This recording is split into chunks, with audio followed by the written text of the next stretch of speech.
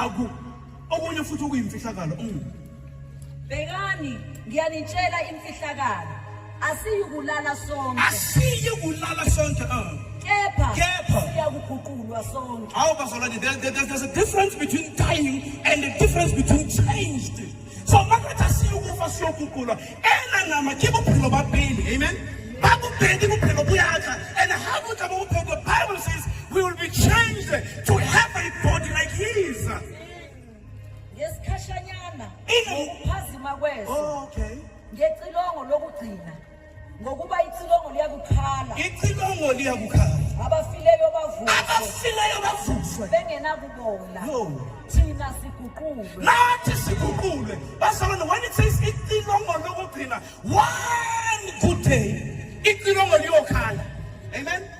Icilongo liyokhala, malikhala icilongo iBhayibheli lithi siyovuswa kanye nabo.